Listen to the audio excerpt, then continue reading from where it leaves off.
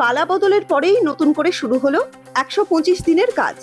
বৃহস্পতিবার বাঁকুড়া ২ নম্বর ব্লকের পুরন্দরপুর গ্রাম পঞ্চায়েতের রঘুনাথপুর মৌজায় আনুষ্ঠানিকভাবে এই কর্মসূচির সূচনা করা হয়।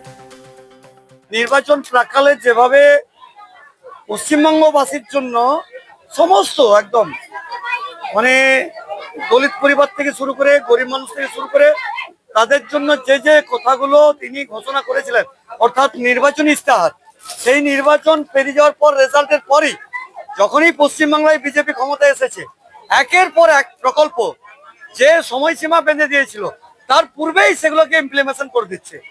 আজকে তার একটা দৃষ্টান্ত উদাহরণ আজকেও করলেন। গতকাল এটা লঞ্চ হয়েছে, আজকে আনুষ্ঠানিকভাবে সারা বাংলা জুড়ে ভিভি রামজি নাম নিয়ে প্রকল্প, যেটা ১০০ দিনের জব কার্ডের মধ্যে দিয়েছিল সেটা ১২৫ দিন করে দেওয়া হলো, এবং ২৪৫ টাকা যেটা ছিল সেটাকে করে দেওয়া হলো ৩০০ টাকা।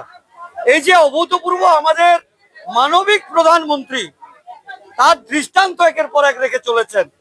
কর্মসূচির উদ্বোধন করে অতিথিরা জানান, এই প্রকল্পের মাধ্যমে গ্রামীণ এলাকার বহু মানুষের হাতে আবারও কাজের সুযোগ তৈরি হবে।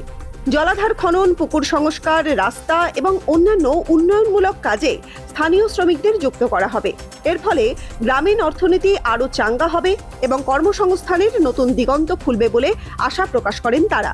আমাদের ৫৬টা পঞ্চায়েতে আজকে কাজটা স্টার্ট চলছে, আর আমরা আশা করছি যে আমাদের ১৯০টা গ্রাম পঞ্চায়েত সবটাই যেন আগামী সপ্তাহের মধ্যে আমরা স্টার্টটা করতে পারি, মানুষদেরকে কাজটা দিতে পারি। ১২৫ দিন বাড়ানো হয়েছে এবং আপনার পারিশ্রমিক দিনে ৩০০ টাকাও করা হয়েছে।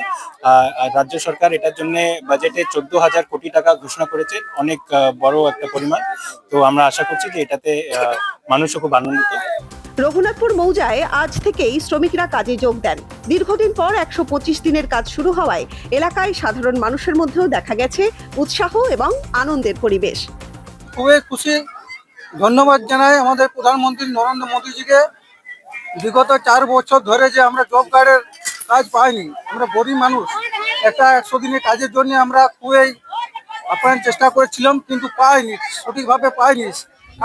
কিন্তু আজ প্রধানমন্ত্রী নরেন্দ্র মোদীজি ১২৫ দিনের কাজ দিয়েছে এবং খুবই খুশি আমরা, এবং কাজ করতে আমরা প্রত্যেকটা পরিবারের ইচ্ছুক, এবং এই কাজের মাধ্যমে আমাদের পরিবারের আর্থিক উন্নতি হবে এবং আমাদের ছেলেপুলের শিক্ষা, পড়াশোনা সবাই কিছু মানে রোগ জ্বালা সব কিছু মানে উন্নত দিকে যাবে।